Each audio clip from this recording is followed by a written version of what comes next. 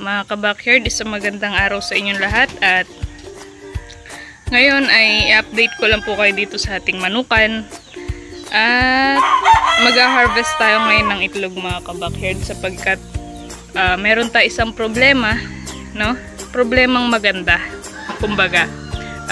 Yung isa nating hen or isa nating nest mga ka-backyard ay ano siya, dun naglulupong-lupong yung mga hen natin, dun nila gustong mangitlog sapagkat dun po yung merong egg mga ka-backyard. So yun po ang problema sa mga native, no? Kapag ka napabayaan dun sa isang nest, doon at doon sila mangingitlog, no?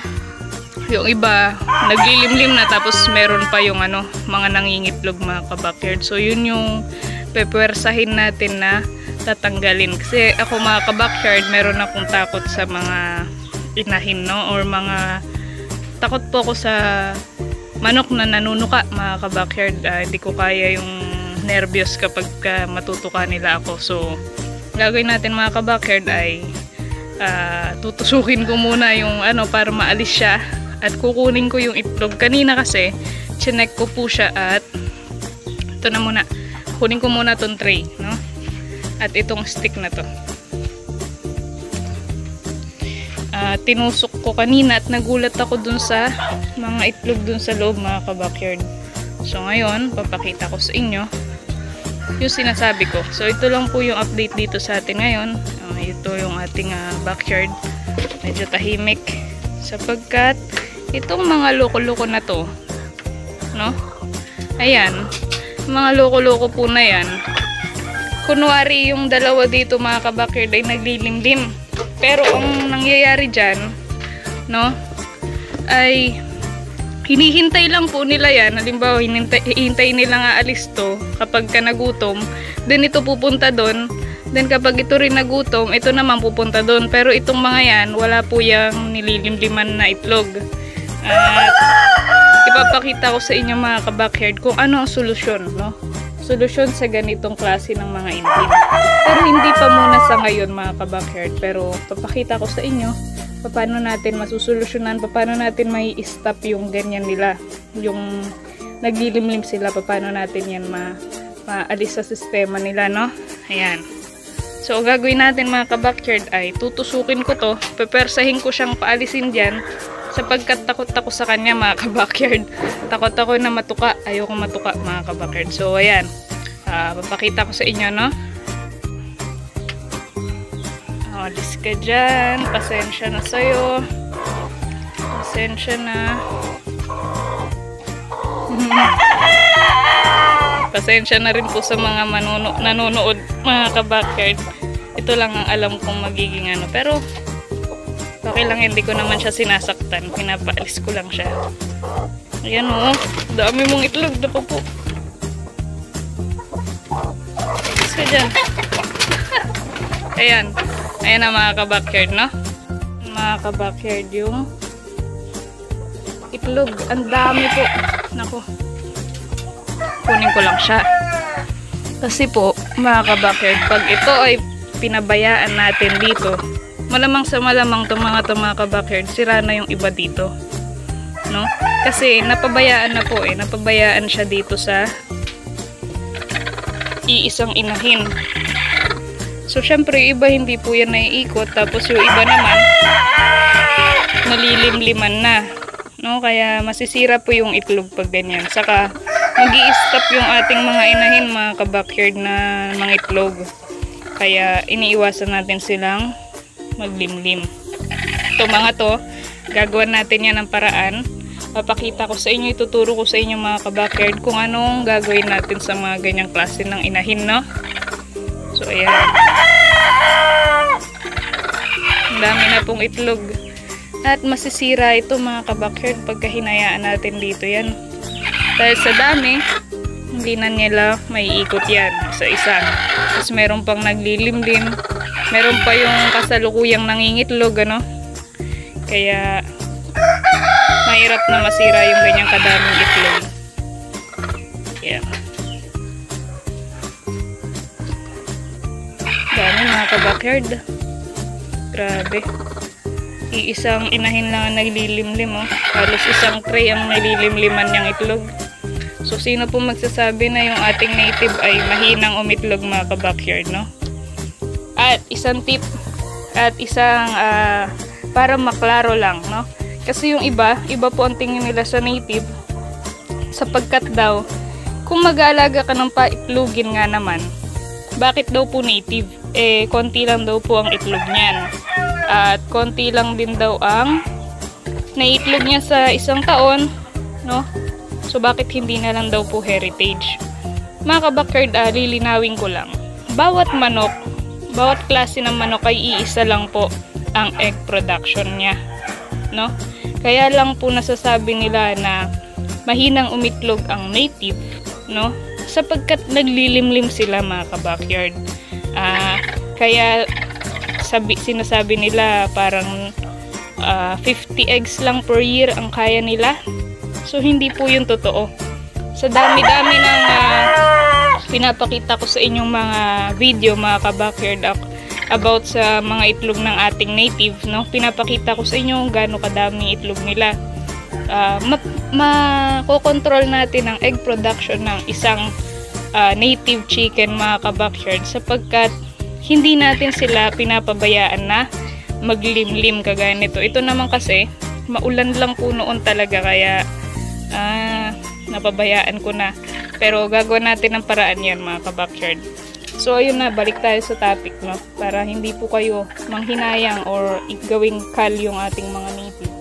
Mga ka-backyard, kaya natin tumbasan ang itlog ng isang heritage chicken na umaabot, sinasabi nila na 250 to 300 eggs per year, no? Sapagkat yung mga heritage, mga ka-backyard, ay hindi naglilimlim. Nga naman, paano nila matitigil yung egg production nila kung hindi sila naglilimlim? So, ayan. Ganon din ang kailangan natin gawin sa ating mga native chicken, mga ka-backyard. Huwag natin silang paglimlimin or pagganyanin at tuloy-tuloy lang po ang kanilang pag-itlog, no? So, ganun din sila, mga ka-backyard. Kaya rin nilang tumbasan yung ganung kadami ng itlog. Once na nasa atin din kasi ang control, mga ka-backyard. Huwag natin silang paglimlimin, then tuloy-tuloy lang ang itlog nila. So, yan, mga ka-backyard. Kung native lang ang alaga nyo sa inyong bakuran, huwag po kayong panghinaan ng loob, no? Na hindi sila kaya mangitlog ng ganun kadami, parang heritage, no? Hindi po totoo yun. Kayang-kaya nila yun. Basta huwag na sila maglilimlim, no? Kasi, papaliwanag ko po sa inyo, no? Kung paano matitigil ang egg production ng isang inahin once na naglimlim. Siyempre, mangingitlog po yan ng, sabihin natin na 12 pieces within 12 days. So, maglilimlim yan, mga ka-backyard, ng 21 days. So, sabihin na natin kulang-kulang or sobra sa isang buwan na yung kanyang naaksaya na oras sa paglilimlim hanggang sa mapisa yung itlog niya. Then another 2 months para sa kanyang pagwawalay ng sisiw. So, kaya nila nasasabi na ang isang native chicken ay hindi kayang makipagsabayan sa mga heritage dahil nga po ganon. Pero kung meron tayong incubator, hands-on tayo sa ating mga sisiw, no, na iwawalay natin kaagad or hindi natin pinapasama sa inahin, ay tuloy-tuloy lang po ang kanilang pag-itlog. So, ayan, mga ka-backyard, sana ay meron po ako na i-share sa inyo ulit na kaunting kaalaman, ano? So, ayan. Tapos, meron pa po dito sa ating dito sa ating Texas na mga itlog, mga ka-backyard, kukunin ko din, ano? So, ayan. Tapos, yung inuman nila, mga ka-backyard, ito, galing lang yan sa mga, kalakal. So, ginawa ko na lang inuman. Ayan. So, ganyan, So, ito, mga ka-backyard, at lalapag ko lang dito. At, kukunin ko yung itlog dito, mga ka-backyard. Ayan, ang dami na naman po. Ayan, mga ka-backyard, iilang natin dito sa ating tray. Dami ano? Dami pa rin po naming nauulam. Halos araw-araw mga kabackyard, kumukuha kami ng pang-ulam dito. Kasi hindi na kami bumibili ng itlog mga kabackyard. So yun pa lang ay, sa itlog pa lang ay, ano na tayo, sustainable na tayo mga kabackyard. So isa na yun, natitipid natin sa pang-araw-araw yung egg, no? So yan.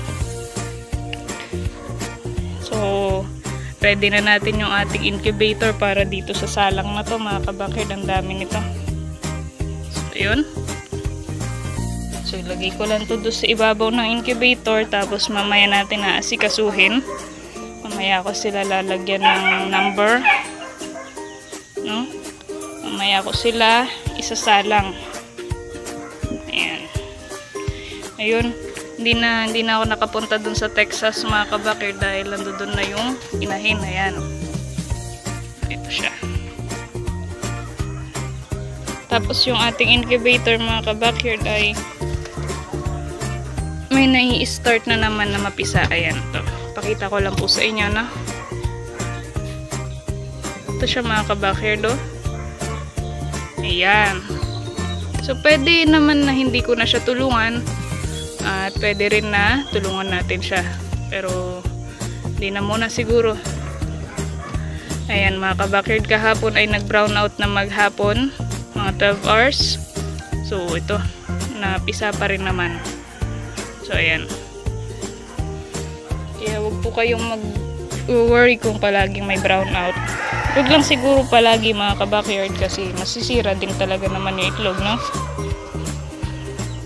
Ayun. Basta pag nag-brown out mga kabackyard, huwag nyo lang bubuksan ng inyong incubator kahit mag-brown out. So kasi may init pa yun sa loob. Huwag nyo lang po bubuksan para hindi malunod yung ating mga itlog. So ayan. So ayan mga kabackyard, ito lang po yung update sa ngayon dito sa ating munting manukan. At sana ay meron akong naipabahagi ulit na kaalaman patungkol sa pag-aalaga ng mga native chickens sa inyong mga kabackyard. So ayan, happy farming po sa ating lahat mga kabackyard.